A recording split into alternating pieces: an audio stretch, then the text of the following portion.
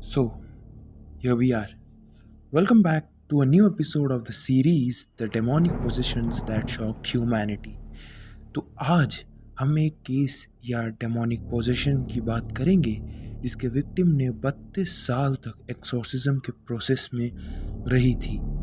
हम बात कर रहे हैं एना एक्लैंड या फिर कहे तो एम्मा श्मिट्स की, एक अमेरिकन औरत जिसके एलिजिडली डेमोनिक पोजेशन और एक्सोर्सिज्म जो कोई दशकों तक चले थे, जिसके इतने बड़े एक्सोर्सिज्म का अंत हुआ था December 23, 1928 और जगह थी अर्लिंग लोवा। एक्लैंड को जो है एक एग्जिबिटेड सिम्टम्स थे, जो उसका पोजीशन था वो 14 साल की उम्र में शुरू हो गए थे और 46 की उम्र तक उसका फाइनल एक्सोर्सिज्म किया गया था बाय फादर थियोफिलस राइसिंगर, जो एक रोमन कैथोलिक प्रीस्ट थे। थियोलॉजी और पैरानॉर्मल स्कॉलर्स की नज़र में एक्लैंड का case one of the most audio abundantly documented case of possession in 20th century में था, इंक्लूडिंग टाइम मैगजीन का प्रोफाइल जो 1936 में इशू हुआ था।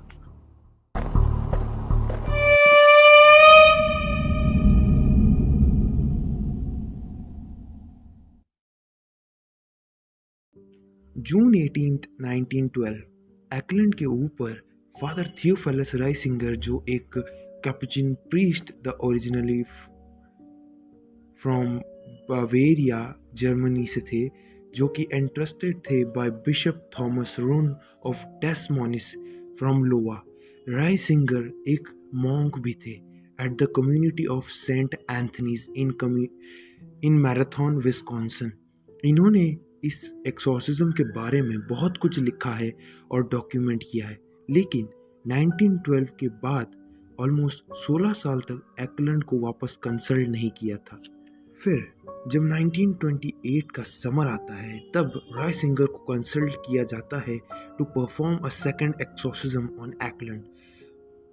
उसके बाद फादर जोसेफ स्टिंगर, जो कि अर्लिंग लोवा से थे, वो राइसिंगर के दोस्त भी थे, उन्होंने सजेस्ट किया कि एक्सोर्सिज्म एक कॉन्वेंट जो कि ओन्ड था बाय फ्रांसिस्कन सिस्टर्स, जो अर्लिंग में ही रहती थी, एक्लैंड को उस कॉन्वेंट में ले जाया गया ऑन August 17, 1928 और उसे रिपोर्टेडली काफ़ी सारे न्यूमरस सिम्टम्स आ रहे थे, लाइक खाने के ऊपर बहुत ज़्यादा गुस्सा दिखाना जिसके ऊपर होली वाटर स्प्रिंकल किया हुआ है, किसी गुस्सैल बिल्ली की तरह आवाज़ें निकालना and many more. Franciscan sisters की मदद से कॉन्वेंट में एक्सोर्सिज्म को शुरू किया गया ऑन August 18।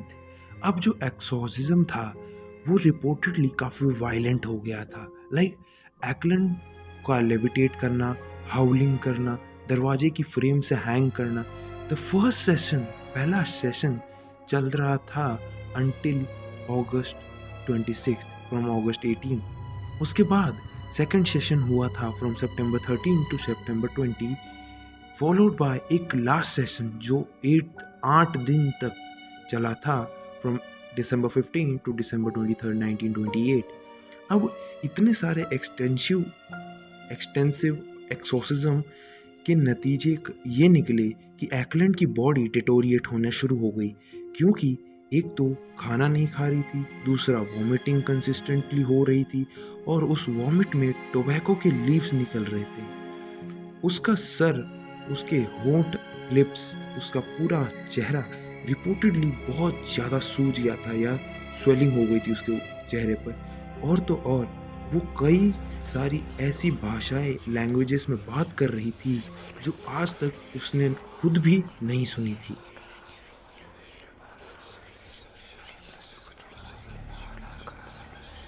जो एक्सोर्सिज्म था वो रिपोर्टेडली बहुत ग्रूलिंग हो गया था और तो और एक्लैंड का बिहेवियर भी बहुत वायलेंट हो गया था, इतना कि उस फ्रांसिस्कन ऑर्डर की बहुत सी नन्स ने अथॉरिटी से रिक्वेस्ट की कि उन्हें कहीं और दूसरे कॉन्वेंट में रीलोकेट कर दिया जाए।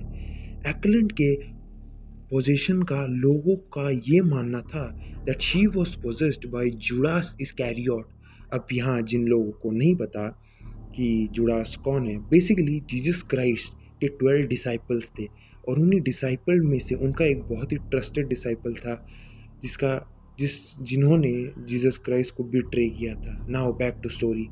तो Ecklund was possessed by Judas Iscariot, Jacob जो कि एक्लैंड के फादर थे, and as well as Ecklund's aunt Mina who was a lover of Jacob. अब यहाँ जेकब और आंट मीना कहाँ से आई ये मत सोचने लग जाना, because during the age of adolescence of Ecklund, Jacob को उसकी बॉडी में काफ़ी कुछ सेक्सुअल इंस्टिंक्ट्स आने लगे थे अपनी डॉटर के लिए।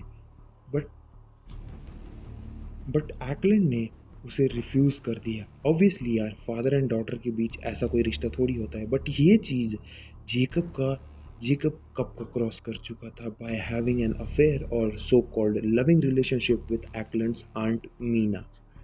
सो इस वजह से उसकी आंट मीना, जिसको कि माना जाता था that she used to practise black magic with Jacob, तो उन दोनों ने उसको यानी एक्लैंड को श्राप दिया था, या कहे तो कर्स किया था।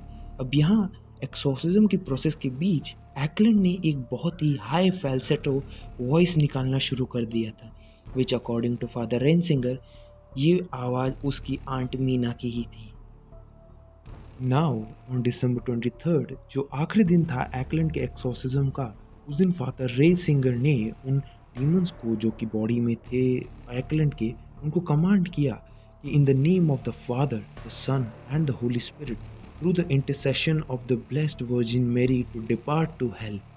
ये लाइन पूरी होने के साथ ही एक्लैंड लेविटेटिंग पोजीशन से बहुत ही तेज कोलैप्स होती है अपने बेड पर और गिर पड़ती है, और उसके बाद मुंह से आवाज आने लगती है ब्लेसबब, जूडास, जेकब, मीना, और इसके बाद एक सेकंड का pause and then consistently hell hell hell चिल्लाने लगती है, और फिर उसके बाद उसने अपने आँख खोली और अपनी आवाज़ में बोलती है my Jesus mercy, praise by Jesus Christ.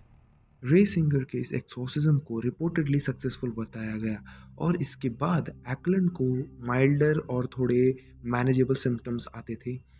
तो ये सब होने के बाद उसकी आइडेंटिटी को पब्लिक से छुपाया गया इन द रिटन रिकॉर्ड्स। अब अगर आइडेंटिटी की बात करें तो ये चीज़ इस पूरे केस की कंट्रोवर्सी को एक बॉक्स में खड़ा कर देती है, because Anna Ecklund died on July 23, 1941 at the age of 59.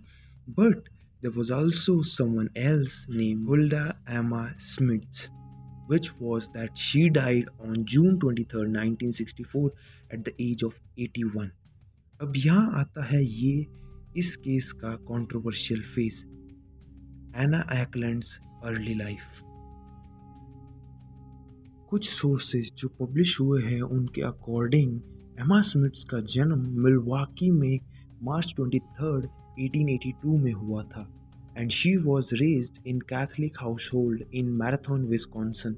अब ये बायोग्राफी थोड़ी प्रॉब्लमेटिक है, बिकॉज फिर ये बायोग्राफी एमा को एडवर्ड स्मिथ की बेटी बना देता है, contradicting both published and unpublished accounts of Emma's perpetrate possession and exorcism as well, जहाँ उसके फादर का नाम जेकब बताया गया है। बट अगर ये इंफॉर्मेशन सही है, देन एमा की true identity as per record on ancestry.com can be Hulda Emma Smith, जिसका जन्म हुआ था July 3, 1882 at Thurgau, Switzerland, Jacob के घर में। और एना स्मिथ्स सब्सिक्वेंटली इमिग्रेट कर गई थी विस्कॉन्सन 1884 में। तो अब ये एमा स्मिथ थी जिसके 9 बच्चे थे और जिसकी डेथ हुई on the June 23, 1964 in Milwaukee Wisconsin. अब now according to Wisconsin birth records, दोनों स्मिथ्स पेरेंट्स जर्मन इमिग्रेंट्स थे। अब कुछ सोर्सेस ये भी कॉन्ट्राडिक्ट करते हैं विद देयर नैरेटिव कि उसे तो मैराथन विस्कॉन्सिन में बड़ा किया गया था। अब एक अनपब्लिश बर्नसे मैन्युस्क्रिप्ट थी जिसके अकॉर्डिंग रे सिंगर थे स्मिथ का मिलवाकी विस्कॉन्सिन में एक्सोर्सिज्म किया था, और जो एमा स्मिथ जिसको कि मैरी एक्स भी कहते थे, वो रे सिंगर से न्यूयॉर्क में मिल चुकी थी जो जब वो 16 साल की थी, अराउंड 1898 में। तो ऐसे बहुत सारे अलग अलग क्लेम्स थे उसकी अर्ली लाइफ के, इसीलिए ये केस का ये फेज़ एना की अर्ली लाइफ वाले फेज़ में बहुत कंट्रोवर्शियल हो जाता है। अब इसके बाद कुछ रेफरेंसेस की बात करते हैं। इसी केस से कुछ ही सालों बाद इस इंसिडेंस के ऊपर इंस्पायर्ड कार्ल वॉग, एक थियोलॉजियन, ने जर्मन भाषा में एक अकाउंट लिखा पोजेशन के ऊपर, टाइटल्ड बीगॉन सेटन इन 1935, जिसमें उसका स्यूडोनेम एना एक्लैंड यूज़ किया गया था। इसके बाद अभी रिसेंटली इसी केस के ऊपर एक मूवी भी बनी थी इन 2016, जो कि फिक्शनलाइज ब्रिटिश प्रोड्यूस फिल्म थी, जिसका टाइटल है the exorcism of Anna Acland, जिसमें उसके पोजीशन और एक्सोर्सिज्म को डॉक्यूमेंट किया गया है।